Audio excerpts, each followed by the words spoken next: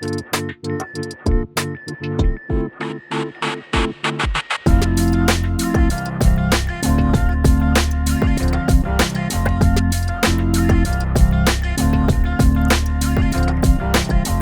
is Choose the Bear, where we dive deep into the power and joy of living a vibrant, independent life on your own terms. This podcast is your go-to source for smart, fun, and insightful conversations about what it means to embrace independence and live the life you choose. I'm Kat Calvin, and together we'll explore how this movement is challenging outdated stereotypes, redefining success, and empowering people to live their best independent lives. Hey everyone.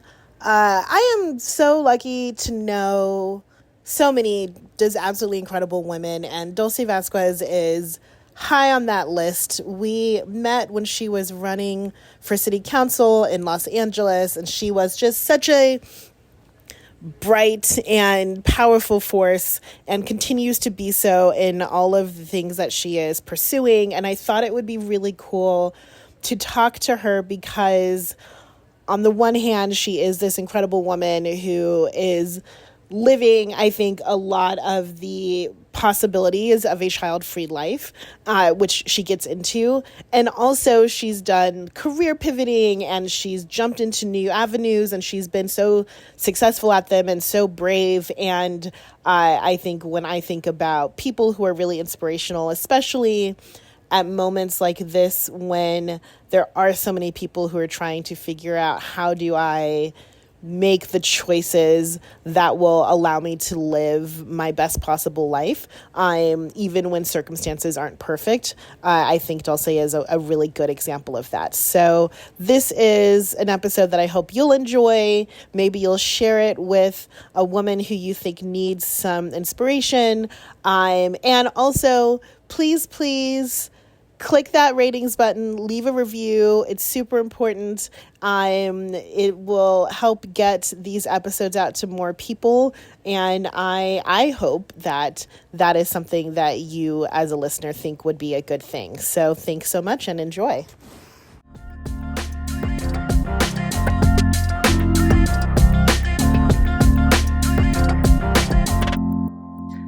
Hey everyone. So I'm excited. It's always fun when I get to have a friend and someone I love dearly and also greatly admire, because I am lucky that so many of my friends I both know, but also they're just amazing people who I admire and respect so much. And today's fabulous guest, who I have to tell you, has the greatest background wallpaper that I have ever had the honor of having on my Zoom. Dulce Vasquez is here, and she is wonderful. We met when she was running for office in Los Angeles, running just a really refreshingly positive and courageous campaign in a town that is possibly better known for sending city council members to prison than for like what they do when they're in city council. And then who has just been fabulous ever since. And I'm really excited. I'm so happy that you're here. Thank you for joining me. Thank you for having me. This is so fun. So I've given a little brief like fangirl intro, but tell everyone who you are, what you do. Give us the scoop. Oh man, okay. I'm Dulce Vasquez. I was born in a small town in Mexico called Tampico. It's a beach city about 5 hours south of Brownsville, Texas. I grew up in Fort Lauderdale, Florida. You know, Florida was back then what it is now. So I quickly left as soon as I turned 18. And I moved to Chicago, which was a huge culture shock for many, many reasons. One of them being the elite private university that I attended. And after 4 years in Chicago, decided I did not like living in the cold and not wanting to go back to live with my parents. I decided I would move to Los Angeles because my best friend wanted to be an actress. And I thought, two 22-year-old girls in Los Angeles, what could go wrong? And I have been here ever since. That makes, I'm dating myself 16 plus years in Los Angeles, which is home forever. I love that you did what I did, but to a more extreme degree, and we're like, I'm gonna go from somewhere warm to somewhere cold, and then realize, oh, it's really cold. I'm moving to LA. Because Yeah, I definitely looked around at like my fifth snowmageddon in DC, and I was like, there's a place called Los Angeles. where it's magical and there's sunshine like 350 Exactly. days a year. Having I was in Chicago in January once, never again. And I love Chicago, but not in winter or in summer. And January is not even the worst. It's February because you've been dealing with that shit for like 3 months. Yeah, yeah. Oh man. Well, I am certainly glad that two 22-year-olds made their way to LA and lived to tell the tale. And then you decided to do the other just absolutely wild and crazy thing and run for office. So, can you talk about what that decision was like and what it was like running, and particularly because you were running as a young woman with no children in a city that can still be really weirdly traditional in some ways when it comes to people running for office? Like, what was that like for you? Oh man, I guess I should sort of like back up a little bit into what how I got into politics because I still don't consider myself in politics. Mm-hmm. Um, so first off, I was undocumented when I was living in Florida. So for 7 years, I spent undocumented. When I turned 14-ish was when I got my citizenship. And I'm just like the type that like, this was like bestowed upon me and I was so excited. And I'm like, okay, how do I become the model American citizen? Mm-hmm. Right? And everyone has to vote, but you can't vote at 14, right? So what do you do? So I started volunteering at like voter registration drives. And Kat, you're my age. So like you remember like when Rock the Vote was Yes. a thing? So Yes. I would go to all these concerts with Rock the Vote and like register, 17-year-olds so you could register them to vote. And I love that. And then I worked on my first campaign was Howard Dean. No way.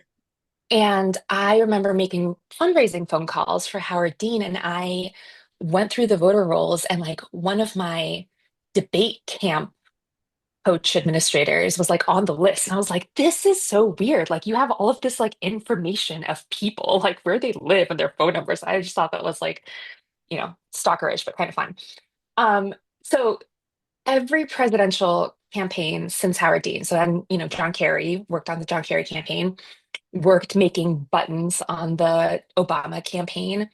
So every single presidential election, I do something, but it's always been like background, right? Like I flew myself and my mom to Orlando during the Hillary campaign because everyone was trying to flip Florida that year for some reason, right? They thought that we could do it.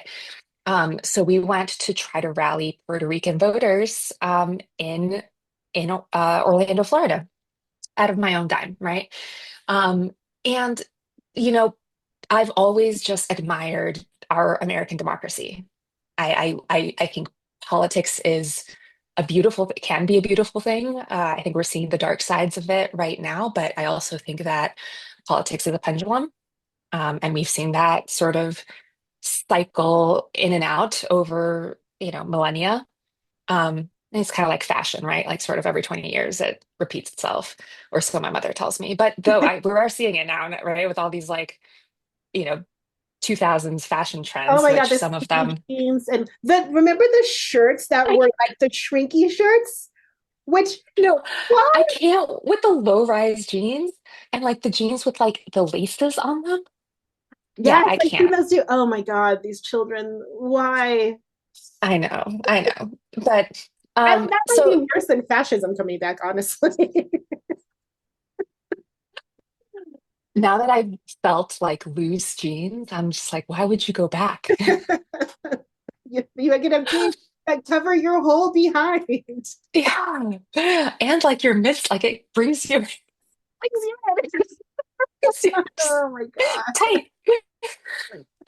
So anyways, I, always sort of been an admirer of politics. And when I moved to Los Angeles, I ran a nonprofit for about 9 years that brought people together, brought people to discuss current events and ideas. And I got to meet a lot of elected officials. And but, like, going into politics, it just like, I don't know if I'm cut out for it. And that all changed. I switched jobs. I started working in education and higher education. I had gone back to school and gotten my master's in public policy, and I learned as an academic, right, sort of what happens in the inner workings of, city, state, federal, et cetera, politics. Um, I studied it, right, but I still sort of didn't feel like I could do it. But I graduated with my master's in 2020. So my last quarter of school was online. And it was also, I was taking a class with Zeb Yaroslavsky, who was a longtime councilman and supervisor for Los Angeles. And he turned his entire class around to study how everyone was responding to the pandemic. Interesting. And I grew so exceedingly frustrated that the people that were coming into my class, I felt like didn't understand what was happening to Black and Brown people, Yeah. what was happening to like my mom, who's in Florida, but like she cleans houses, right? She's no longer allowed in anyone's house, but she still has to pay bills, right? My dad's in construction, right? Like what happens to people who have these service jobs that can't go to them? And then you start opening up the city to the essential grocery workers, right? So you're putting them also at the highest risk. And, furthermore, we live in multi-generational households, right? So, like, our elderly aren't in nursing homes, they're in our homes with us. So, if you've got people working the grocery store, working in nursing, and coming home to their elderly parents, like, that just created, I, I have so much heartache over this, right? I have so much heartache over the injustice of having to bury our dead and be on the hook for paying for funeral expenses, Yes. right? Which are so expensive. So expensive. So I just I felt some sort of way about it. And then, of course, the protests break out over George Floyd. And I'm sitting in this privileged classroom while my, fellow students are demanding that we cancel classes and finals to like be with our Black brothers and sisters. And I found it so hypocritical because I looked around and I sent out a mass email. I was just like, why are you doing like what Black brothers? There's literally not a single Black person in our entire cohort. Why don't you ask the administration to actually like recruit some Black students instead of fussing about not taking finals? Like I was so frustrated, and I'm the type that goes into like productive rages. Yeah, same. So this guy calls me, this guy who I had sort of known about. He's a political guy. He gets my number from a friend, and he calls me up and he's like, "Hey, I like all the things that you're posting on social media about what's happening and blah blah blah." He's like, "Have you ever thought about running for office?" And I was like, "No, that's for people who have money. Like, I don't have any money." And he's like, "No, no, no. Like, no, people can do it." I was like, "No way. Like, I don't have any like generational wealth and I can't not have a job, right? Like, I have to pay my own bills." And he's like, "Well, there's this thing called matching funds." Mhm. And I was like, "Tell me more." And I went into this like productive fit. And I was like, "Yeah, screw everyone. Like, I'm gonna do it." And I did. You did, And I did. I did not win twice, but I did it. but you did it. You did it twice. That's huge. I did it. I did it twice. Yeah, you did. And you had a ton of supporter. Like it was so great going to your events because there were so many people who believed in you so much. Thank you. Awesome. Yeah. So what was it like running?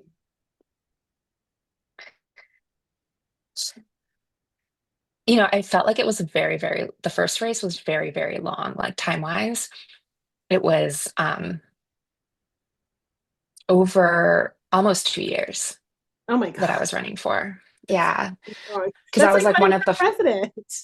yeah, well, I was like one of the first to Yeah. file, Yeah. right? So on day one that they were taking applications, I was like, you know what? If I don't do this right now, like I'm gonna back out of this. So I did it, and it's one of those things that like I run, I'm a runner, air quotes, I'm a runner, but I do it because I sign up for a race Mhm. and then I have to train for it because if I don't sign up for it, I won't train for it. And I have to train for it because I risk public humiliation. Yeah. So it's like signing up to run for office, right? Like now I have to do it because if I drop out, like I risk public humiliation. Yeah.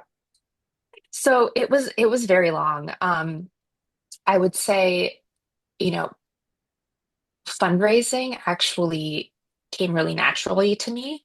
Mhm. And I think once money started coming in and once money figures were made public and people were like, oh, wait, like, where did she come from? Um, it was really easy to cold call people. And, I had, I have, I have a vision for what this part of Los Angeles could look like. It doesn't take the rocket scientists to figure out that you need investment and you need care and you need people to believe that they deserve a better community.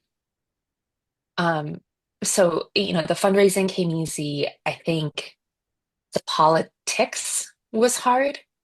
I was challenging a 30-year career politician Oh, who has 30 years of favors that they've done, whether monetary or otherwise, and the system is not created for people like us. yeah. That's true. And I think that's one of the reasons that I mean, A, that people don't run, right? Is because you're like, well, that guy's been in for 30 years, like he's impossible to beat. But people don't realize like we need people running against them every time to keep introducing this idea that they are not inevitable. But also, you know what I saw during, this is someone who I thought was not doing a great job and was sort of, you know, taking it for granted. And I think running against them made them more productive, Mm-hmm. right? They were showing up. They started showing up at community. They started doling out cash to nonprofits. They started, cutting the trees. And then, of course, like sending a letter to everyone in the 4 block radius of like, hey, did you notice that I cut your trees? All the best, XOXO. You were the Ross Perot. I Yeah, mean, sometimes that is such an important, person. And everyone, anyone listening who was younger than us doesn't know Ross Perot, but Ross Perot was a, yeah, a Republican. He was a billionaire. If you go to Dallas, everything's named after Ross Perot. He donated to everything. But he would run for office not because he thought he could win, and not because like people do now because they want to sell books or like get a job, but because he knew he could move the mainstream most likely nominee to positions that were more on the side of whatever it was that Ross Perot was advocating yeah, for. And it was really smart and it worked. Nader did that a little bit. He wasn't as successful in later times, but like that is actually a thing that really works. And they see like, oh, I have competition. I can't just stay home. And they work. yeah. Good for you. So you ran for office twice, and then you were very very active in the Kamala campaign, for which I thank you. And now you've done this pivot. Your Instagram is amazing. It's linked in the show notes. This is one of those ones that I warn you, it will give you FOMO, but follow it if you want to see someone living her best life. But you've done something that I think is really is difficult but also something that people very often want to do when they sort of see their dream life or their goals, and they really want to make a pivot and go for it, and they don't know how. And similarly, they think like, oh, that's the kind of thing you can do when you have a rich husband or generally generational wealth in a trust fund or whatever. But I don't, so I just have to sort of stick to the grind I know because I can't afford to take that risk. So talk a little bit about how you're living your life and how you made the decision to leap and pivot and be this like fabulous political travel influencer diva that you are, and like what that was like. It was both conscious and unconscious to make that pivot. So I last, ran March of 2024, so a little less than a year ago. And after that race, I felt so at peace with running, right? Like I gave it two shots, it didn't work out, and this is not something that I want to do again in the foreseeable future. Right? I'm never going to say never, but like I'm not going to run next year, I'm not going to run the year after. Like I need to take some time and just like figure out where I can be most impactful without keeping asking my friends and family for money. So, so that was like March. Immediately I'm a big snowboarder, and we will get into the fact that I have two incomes and no kids, but I'm a big snowboarder. We always do a big snowboarding trip once a year. So after election day, I had already scheduled it because win or lose, right? Like I need some time to myself. I love being out in nature. I love like having to just think about not dying and not the other like 300 things that run through my head at any given second. So I love snowboarding. So I went snowboarding and it was just stunningly beautiful. It was Banff, it was in Canada. There's Lake Louise, just ridiculous beauty in Canada. I And had a trip booked for Banff for May of 2020. So I still my have not been. I had tickets to Aspen March 19th, 2020. Yeah. So anyways, so I go to Banff and I'm like, okay, I'm still sort of like depressed. But then a couple weeks later, my best friend is has her bachelorette party. And I planned the whole thing. It was one of the things that I could like distract myself by doing. And I'm really great at travel planning. So I planned everything. We had a photographer and dinner and a boat and this and that. And we had, not totally coordinated outfits, but like coordinated like swimsuits and this and that. So I start taking content of all this stuff, and I'm just like, why am I so afraid to share my personal life? Hmm. Right? Like I've shared aspects of it that fit within what we imagine to be the political mold, right? Like community events and charity events and volunteering and nonprofit galas, right? Like things that sort of like fit in this mold. And I was like, well, I'm out with my girlfriends and we're all in bikinis and screw it. Like I'm gonna create videos and post this stuff and show that my life, not in a braggy way, but like I have a pretty privileged life. And you know, there's like a Jay-Z lyric of his song with Kanye that I can't say out loud about Paris. It's Yes. like we're not supposed to be here, Yeah. right? And I'm like, screw it. I'm going to share that I have a pretty privileged life and I worked really hard for it. And some of it was, being ready at the right moment. I won't call it luck because I think that luck is more about being prepared for when the moment strikes. So I shared and I started sharing, and it was really silly. Like the first thing, right? I posted all of these swimsuit photos. The swimsuit company reaches out to me and they're like, "Can we send you more?" I was like, "Free stuff? Like who offers me free stuff?" I was like, "This is fun." Um, and then when Kamala got the nomination, I started making videos of that too. And then all of a sudden, like, I get an invitation to go to the DNC and create content. And then I'm being invited to rallies and I'm being led in through the creator line and they give you a swag bag and like all of this cool stuff. I'm like, this is something that I care about. This is something that I want to promote. And I think you can tell with my videos that I'm really passionate about it. And then I've had other opportunities come my way, and it was sort of like an accidental creator. And there's this moment at DNC where I'm at the creator lounge and I see people who I follow, right? Like Jolly Good Ginger, like I love him, and V Spahar, who have millions of followers. I'm like, what am I doing in the same room with these people? And I had this like crisis of confidence moment.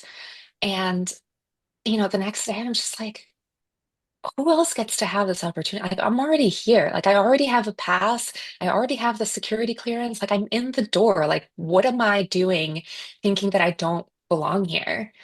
And just from there, it just sort of started building that, this is, you know, I get to do this. This is fun. This is great.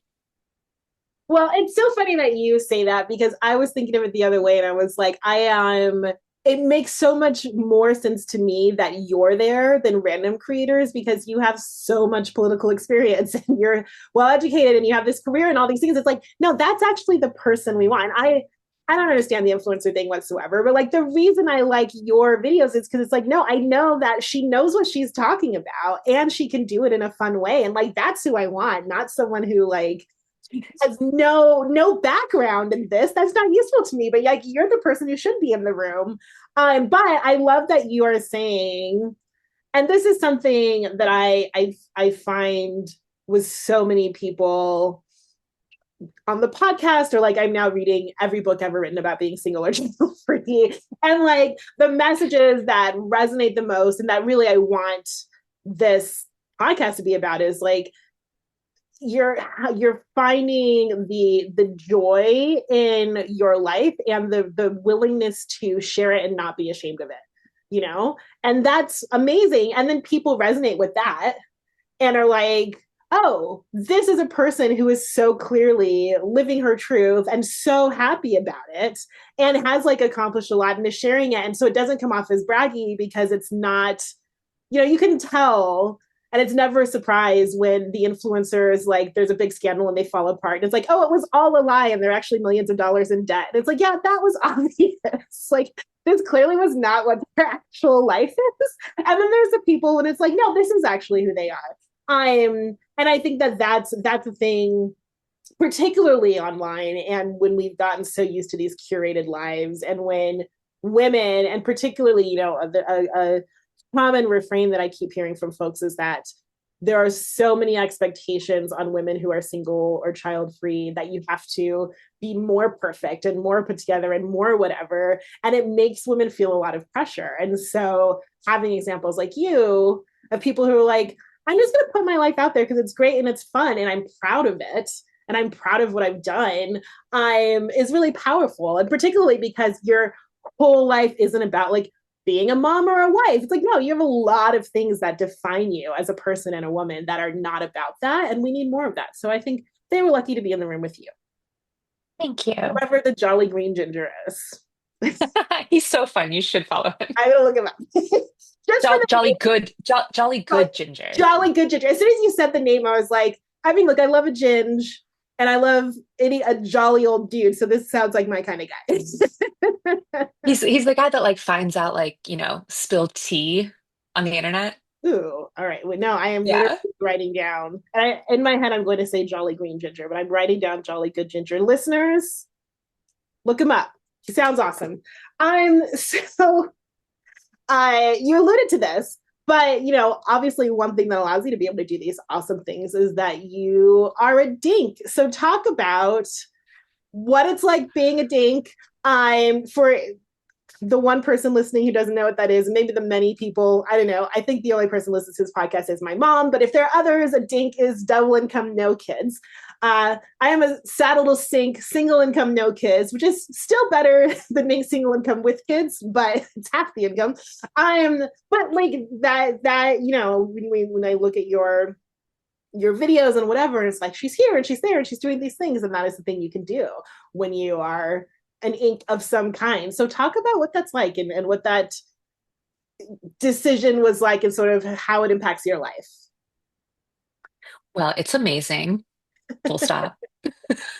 That's my only answer.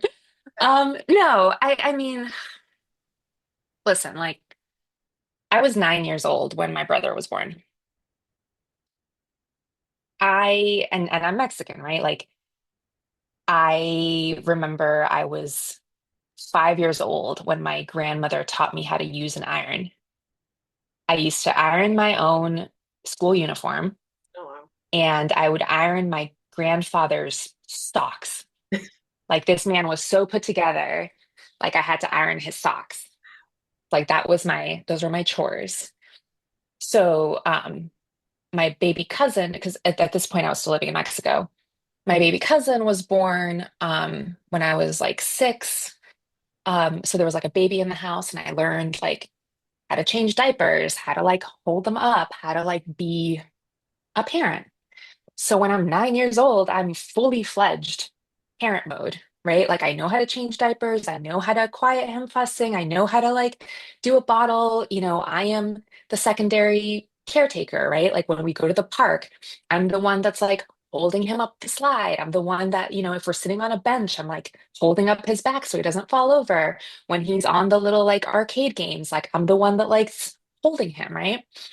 So 18 and leaving the house and like peace. Like I don't have to take care of a little human. Um, which I love. I love that little human who's now 30 years old. Um, but I think for myself, when I envisioned my life at like 16, right? Like I wanted to be Barbie, right? Like I wanted Barbie's house and I wanted Barbie's car and I wanted like, Barbie beach vacation and I wanted to have my girlfriends, right? And like that was the dream for me.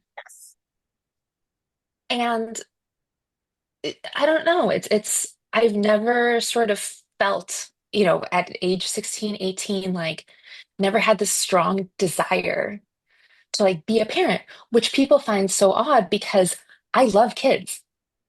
Why do people Like, always think that like people who don't want to be parents are going to eat yeah. what they see? They're always amazed that we like get along with children. It's like I don't want Or to like murder or they children in my apologize, like house.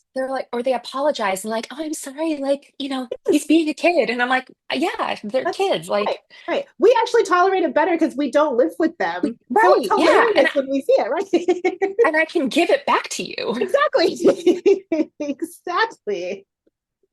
But I remember my first friend who had a child.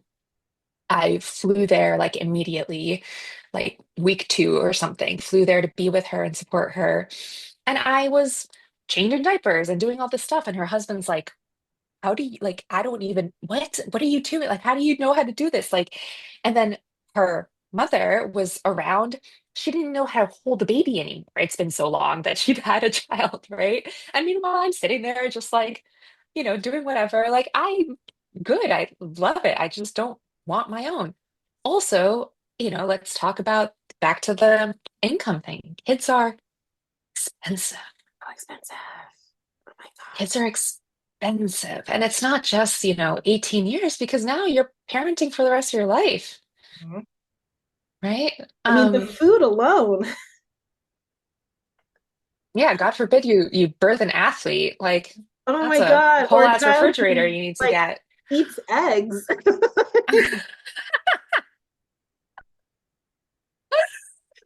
Um, so, I had never like I mean I'd always sort of thought like I that wasn't for me. And I'd convinced myself in like different ways too, right? That like I didn't have parents who were there for me, sort of emotionally or physically present. They were working all the time, right? They were working 80-hour weeks. sometimes 7 days a week. And I could catch my dad on the couch watching a basketball game for like 10 minutes before he fell asleep on the couch, right? Like those were the bonding times. So neglected's a strong word, right? Because when you think of neglect, you think of abuse, but like I'm a neglected kid. Like my parents weren't around. So when I thought about the career that I imagined in my life, right, that I want to work, I'm like, I don't want to have a kid that resents me because I love to work, right? So there's just like so many different things, right? Like there are some medical things that I struggle with, and I'm just like, I don't actually even know if I could physically go through a pregnancy, right? There are, income things where I'm just like, that you have to have more space and you have to have more of everything and this, and you have to, what about schools and where do you live? And like all of those different questions where I'm just like off the table. And I met my partner very, very young. And uh, within like 9 months, he wanted to move in with me. And I remember we were in Chicago and we were in a taxi, and he's like, "Hey, like I really think like when my lease is up, like I think I should move in with you." And I was like, "That's fine, but I really have to be honest with you. Like, I don't want kids. So we've been dating for 9 months. Like, if that's a deal breaker for you, like it's not that I don't want kids tomorrow or I don't want kids in 5 years. Like, I may change my mind, but like the likelihood of that is close to zero. You have to be okay with that." And I think having that conversation really, really early in the relationship, and granted, we were like not 24, I was 24 maybe. And yeah, I think that really helped us both. And I think for him, which is even more astonishing, as a white male, he went back and he thought about it and he's like, okay. And I was like, and I don't know if it was at the same time, but or maybe afterwards that I sort of started to pull it together. I was like, well, what sort of went through your head as you're thinking about this? And he said, I never even considered the possibility that I would meet someone that didn't want children. Mm. Hmm. He's like the trajectory that we teach our society of like go to college, get married, have kids, or buy a house, have kids, whatever the order is. He never even could ever fathom a reality in which a partner would not want kids. And he's like, yeah, actually, like, don't even like kids that much. And now that, we've been together for 15 years, when we see our friends and families who have very rightfully so, like, they want to have kids and they have kids, but their lives are so much different than ours, right? When the DNC calls and says, "Hey, like, do you want to come?" I'm like, yeah, sure, whatever. Like, I have nothing else that sort of anchors me here, right? I can take off at the drop of a dime. Over the summer, I did the same thing. I was like, okay, like I found cheap flights to go to Munich. Let's go see Taylor Swift. And I actually had not a fight, but I had a serious discussion with someone over Taylor Swift tickets.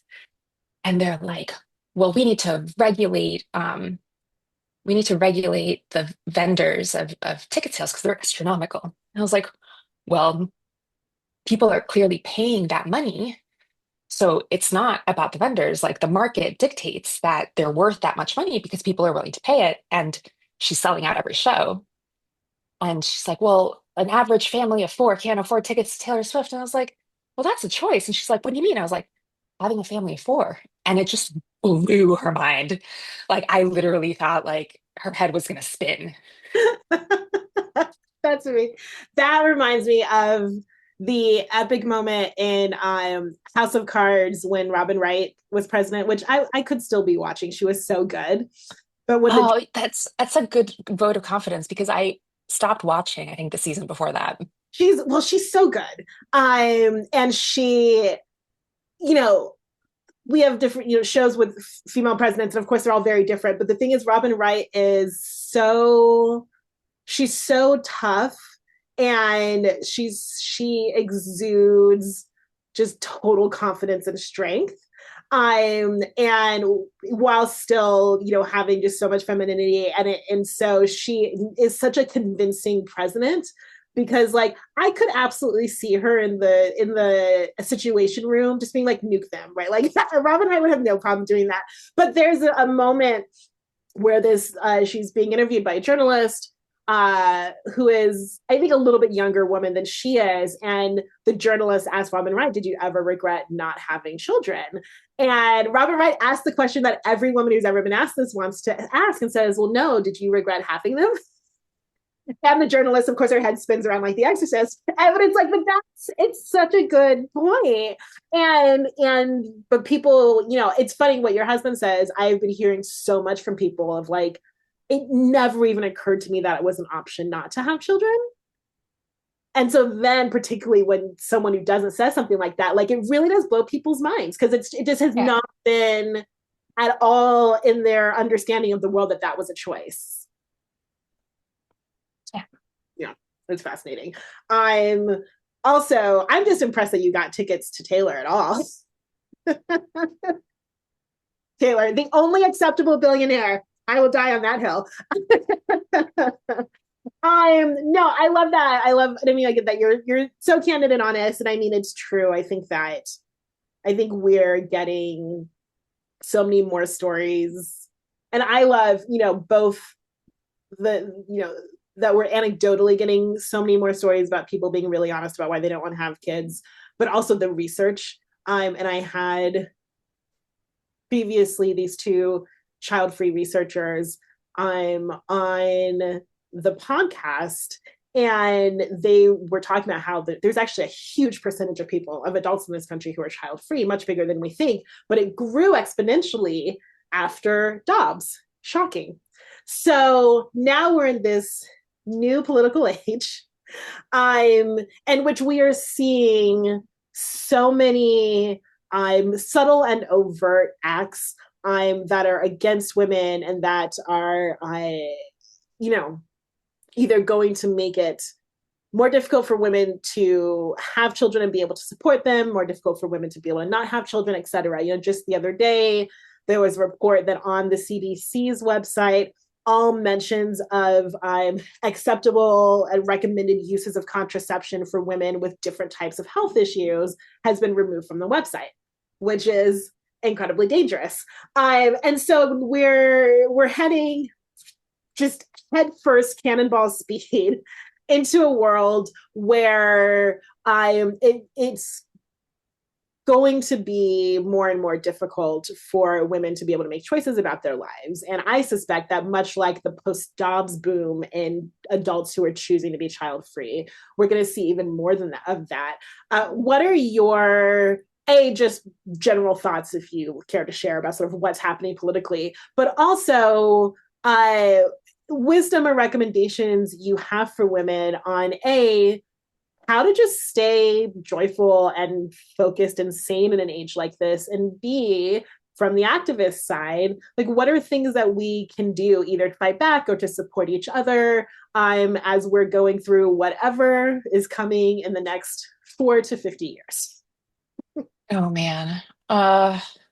That was like five questions, Kat. You're killing me. I'm sorry. I have a short attention span, but I've let me start with sort of what's happening right now. And I think the sort of J.D. Vance style attacks on child-free women. I think we're a threat. Hmm. We're a threat to, sort of the traditional family structure. I think we're a threat, you know, I don't want to say just about reproduction and sort of the replacement rate and having a tax base, right? Like that's very sort of mechanical about some of this. I was in Spain in the fall as part of a delegation with the Spanish Foreign Ministry, and they said that they need to recruit 50 million immigrants in the next like 20, 30 years or something like that. Something ridiculous. Like maybe 50, I don't know. They need to recruit like 50 million immigrants, Oh my gosh. right? Like in order to sustain their economy. Wow. And, it's not that we need to raise the birth rate, right? Unless, you're sort of encouraging certain races, which I don't put that past, our current administration, like blah, blah, blah. I think we can draw all the dots there. But I think we are opinionated, we are headstrong, we are, sort of demand of a better future, even if we don't have kids that are going to see it. That's actually one of the reasons why I won't have kids, right? Because I don't think that in 50, 60 years, this is going to be a livable place to live. We're just sort of giving heartache to a next generation, at least for me, right? Um, so I think with that, yeah, I think they see us as a threat. Yeah. Um, on what was that? On current joy? Was that the next Well, question? just as we're in this period now when there is this onslaught of sort of policy changes Hmm. against women that's going to make life harder for women, how do you stay joyful and stay sane? I think that there are big things and little things. As a child-free woman, I have a lot of hobbies, right? My husband walked in last week and I was like coloring. Like I have a coloring book and I just like put in my headphones and I was listening to a book and I was coloring. Last weekend I was making candles. I snowboard, I run. I'm marathon training right now. I think running is a really good way to clear my head, but also running in community.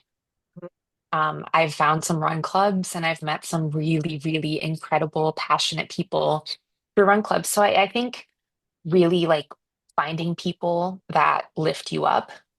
And it doesn't have to be in person. I think that there are so many virtual ways to have community. I did a lot of that during the pandemic where I went in on a lot of like sort of Zoom chat rooms where we could share and be connected. I don't like that anymore, just because I have those like in person sort of more, you know, I can see and I can feel and I can get out of my house. Um, but I think all of that, I joined Emily's List as a cohort of creators. I'm part of some other cohorts where we meet every week, every other week to talk about what's going on in the news, create space for how we feel about it. And, these cohorts are of varied ages, races, ethnicities. So you get to see other people's perspective and how they're being impacted by some of the things that are happening in the news. I think a lot of the stuff in the news, I had to take a step back for it for a little bit too. It was a lot. I think post election, it was a lot, and I'll be very open that I think after election day, I went into a deep spiral, and I needed a medication to get out of it. And it was the first time in my life that I'd felt so awful that I needed medication. So I'm feeling better now. I'm starting to monitor the news again. I haven't created a lot of political content recently because I think, it's sort of a slippery slope where I'm still trying to heal myself. But I'm keeping an eye on it. And I feel like a lot of it is them sort of trying to bombard us with sort of the audacity. Um, and for I'd say 95% of it, even with federal judges, even with the Supreme Court, I still trust that our democracy is in place that will help invalidate or negate a lot of those executive orders. A lot of them have no teeth. And, I think what's more concerning is where we're going with how we get information. Yes. Um, I was watching a video of, I think it was Neil deGrasse Tyson, who was saying that the internet will die when AI becomes so realistic that we don't know what to trust anymore. Mm-hmm. Which we're almost there if we're not there. I think we're pretty close to being there, right? So then what happened? Like, where do you get news when you can no longer trust the internet? So I think for me, that's part of the concern. And I appreciate so much what you said earlier about being belonging more in that room at DNC than other creators, because I do have the experience. And while I'm not a trained journalist, I know where to find accurate information. I also pepper that in with my own experiences, right? I'm the person who is open about mental health struggles, is open about having had an abortion, is open about, just my life, being undocumented, being an immigrant, having, working class parents and stuff. Um, so, yeah, all of that. No, I mean, you lay out a lot of good things there. I really think choosing what you do and don't consume news wise. And what's helpful is we went through this administration, not at this level, this is like supercharged, but we went through this before. So we sort of know what to expect. We know about the bombarding, et cetera. And like one of the choices I made was I'm not watching the confirmation hearings. I'm a wonk. There's nothing I love more than, now that Twitter is dead, annoyingly live texting my friends with every second of a confirmation hearing, like watching. But I knew it would stress me out, and I knew that these people were going to get confirmed whether, no matter what. And so there was just no point in me letting all of that sort of anger and frustration in. So I was like, I'm just not going to watch, and like making those choices right now of what do we engage in, what do we not, what can we do something about, what can we not, is going to be really important for our sanity. And then engaging and connecting for sure. So thank you, because I think it's important for us to repeat these things as often as possible, because you can get so overwhelmed that you forget. So the more that we hear people who we respect say, here's a way that I'm handling this, I think it'll Yeah. help me.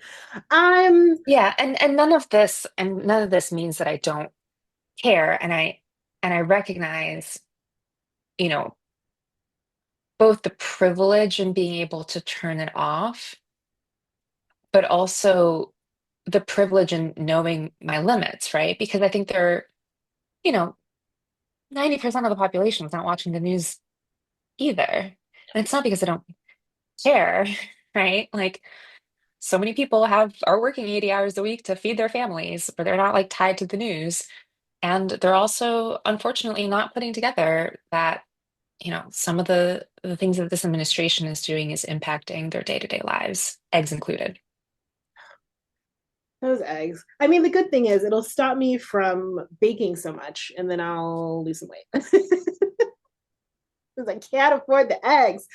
No, thank you. I just love and respect and admire you. Thank you so much for being on the pod. Thank you for sharing your life on the gram for however much longer we have that. I find you somewhere else. And thank you for being here. This has been great. I think Taylor Swift should start a social media platform. Oh my God, I would join it immediately. Yeah. I mean, like, why is no one like bailing us out of this hellhole? Taylor, come on now. We Like, need to start. like someone, I mean, who I mean, started Truth Social? the problem The is the problem is we have like blue sky threads and posts, and they're all just so terrible. Threads is also Meta, and Zuck Yeah, just sold us out. yeah, yeah. Seriously, I know it's weird to me, and maybe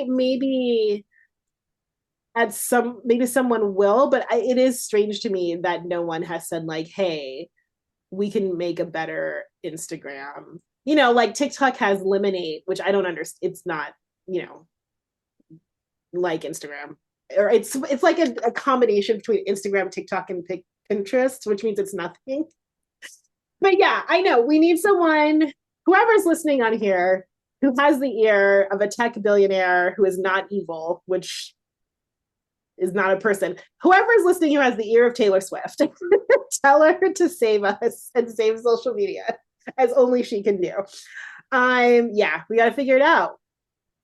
We've got to. I mean, was it?